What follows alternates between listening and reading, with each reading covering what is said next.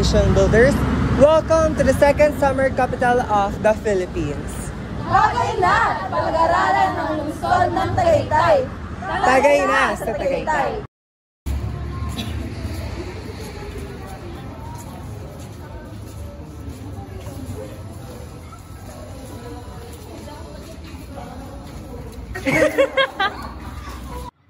The Blessed Mother first appeared to a young girl named Bernadette Soubirous 18 times in Lourdes, France on February 11, 1858. And since then, the Church has recorded numerous miraculous healings from the waters at Lourdes. Bernadette discovered a healing spring, making Our Lady of Lourdes the patroness of sick. Tagaytay religions are composed of Roman Catholic, Protestant, and Eastern Orthodox.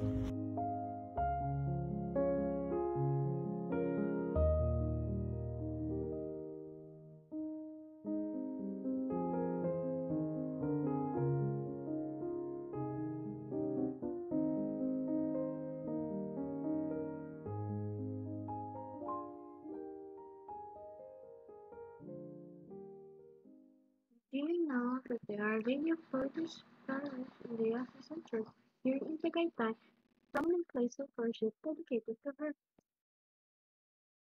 Alam niyo ba kung ang isang Chinese or Japanese national ay nagpakasal sa isang Filipino partner, ay kinakailangan nilang kumuha ng approval or clearance from a certain church-approved staff. At kung ang mga non-Catholics naman ay magpapakasal sa mga Catholics, ay kailangan nilang mag-fill up ng promise or declaration form during the canonical interview to be submitted to the Diocese of Philippines. Dito po tayo ngayon sa Our Lady of Lourdes Parish na itinayo noong February 11, 1858. Na sineselebrate din po ang feast ng Our Lady of Parish in the same date of February 11.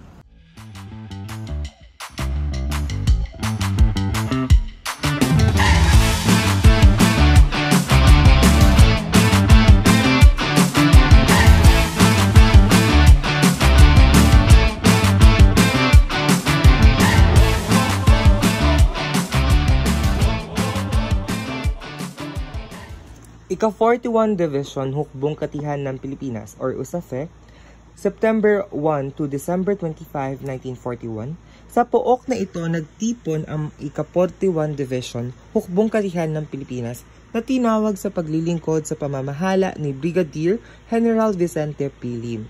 Noong August 28, 1941, sa bisa ng utos militar ng Pangulong Franklin D. Roosevelt noong July 26, 1941 at ng proklamasyong bilang 740 ng Pangulong Manuel L. Quezon noong August 10, 1941.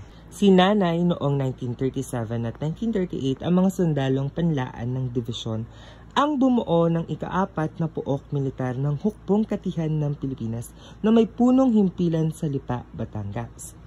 Itinalaga sa tungkulin ng USAFE noong September 1, 1941 ang ika-41 at 42 Infanteria Regimiento sa tulong ng iba pang pangkat ng Hukbong Sandatahan ay itaniliba upang ipagtanggol ang mga baybayin mula Looc, Cavite hanggang Lemery, Batangas noong November 17, 1941 at itinalaga ang ika-43 Regimiento na reserba sa Tagaytay.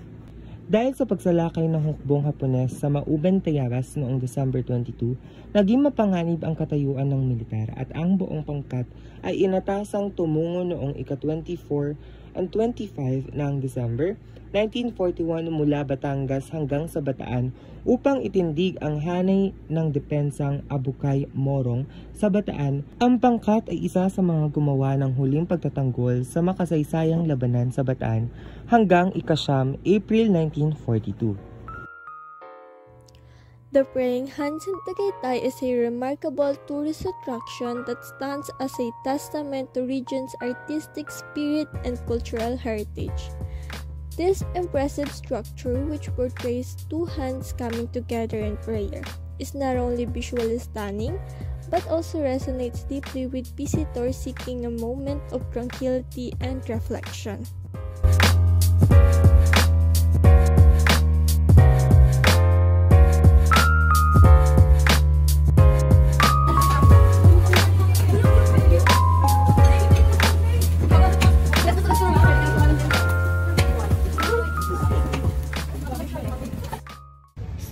guys, kakain na po kami for today. And yan. Ano daw yung mga like foods and products dito sa Tagaytay? Makapuno, meron sila. May bulalo din dito. Tsaka yung pineapple candy. Tsaka yan, di ba may taho sa iba? Dito may strawberry taho. Tapos buko pie, kanina sa dinaanan natin, marami naglalakot. Masarap. Ay, wait, natingnan mo. Ano pa? Like, Yung bulalo as, meron sila Tagaytay suman.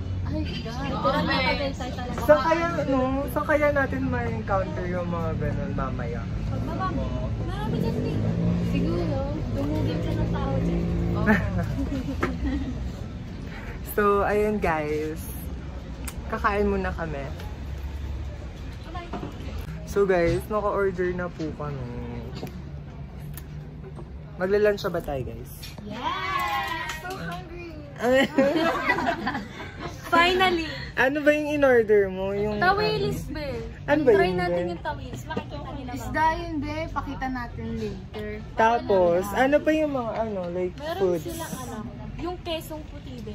Yung sinigang na bulalo. Be, masarap din yung gusto ko matry yung pineapple candy. Yun yung tingnan na. Tapos ano ba? Yun na yun. Oo. Pero scaldo sila dito. So, kakain na lang muna kami. Bye-bye. So guys, ito po yung tawilis and it came from Taal Lake. And yeah, it's only found in Taal. And one of Tagaytay's food po ito. Original. Tagaytay because it is found only in Taal Lake. So after kumain, siyempre tatry natin yung Espasol. dessert.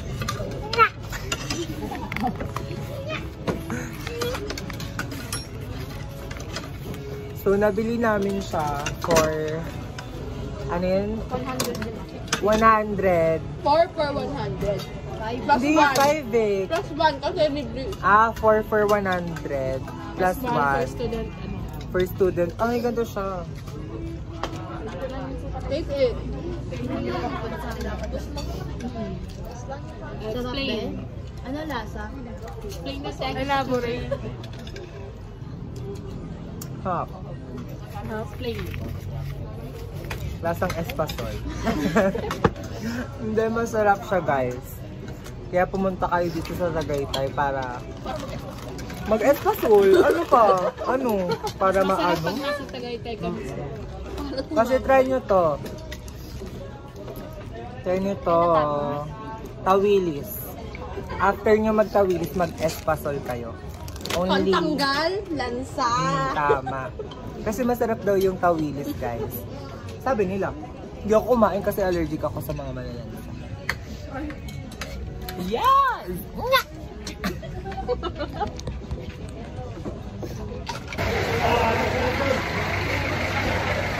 So guys, papunta na po kami sa next destination namin.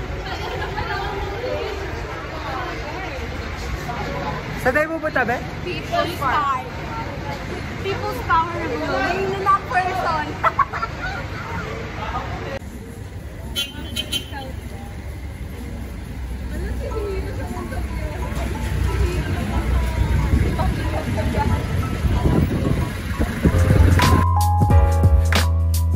Tagaytay City is part of Cavite in Calabar Zone located in Luzon, covering an area of 6,500 hectares. The city lies along the Tagaytay Ridge and is known for its spectacular view of the Taal volcano. Tagaytay is earning an average of more than 20 million pesos but less than 30 million pesos. There are two facets of Tagaytay City, agricultural and urbanized.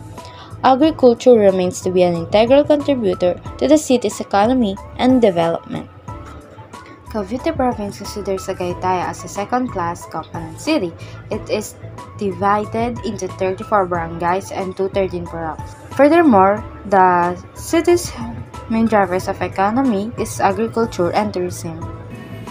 At the outbreak of the Second World War, the 11th Airborne Division of Lieutenant General William Crodger's 8th Army airdropped military supplies and personnel on the Tagaytay Ridge prior to the liberation of Manila from the Japanese on February 3, year 1945. To commemorate this event, the city officials, in coordination with the Philippine Historical Institute, installed a marker at the junction of the Silang, Canlubang, Nasugbu roads.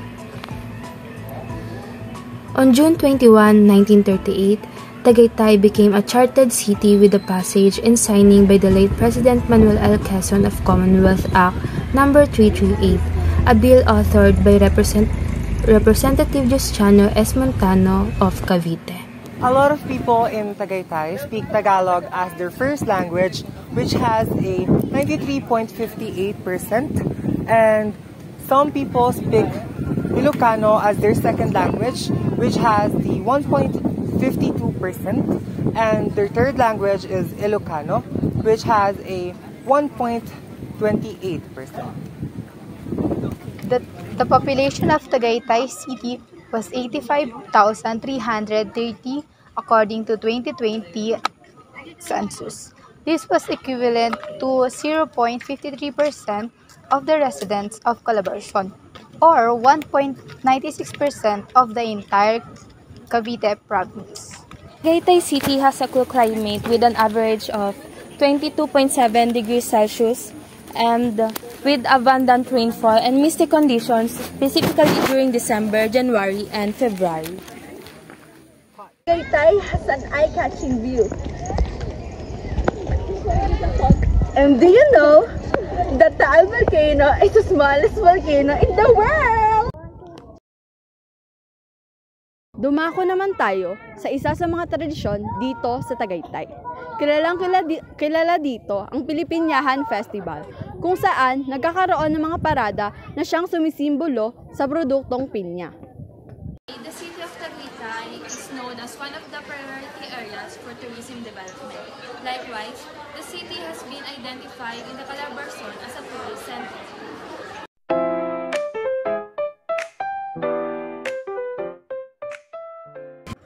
Cavite Province considers Tagaytay as a second-class government city.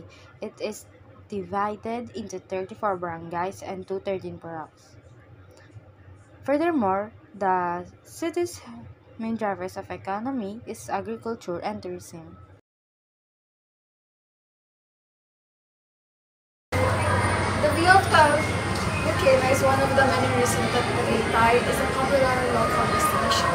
Just located in 62.7 kilometers south from Metro Manila, and it can be surmised that tourism is one of the major drive that Tagaytay's local economy is. That in just few years, condominium malls and even the amusement park is built to accommodate the leisure industry of the city.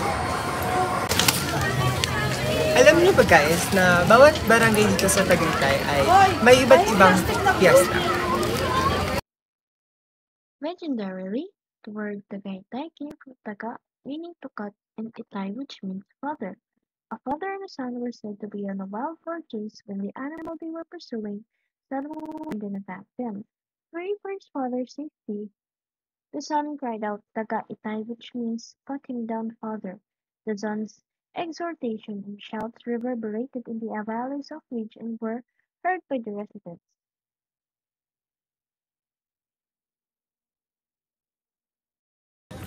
Tagaytay City is governed by the mayor, Abraham or Pambal Talentino, and his wife, the vice mayor, Agnes D. Talentino.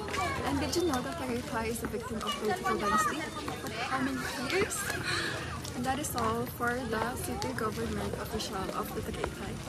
Thank you!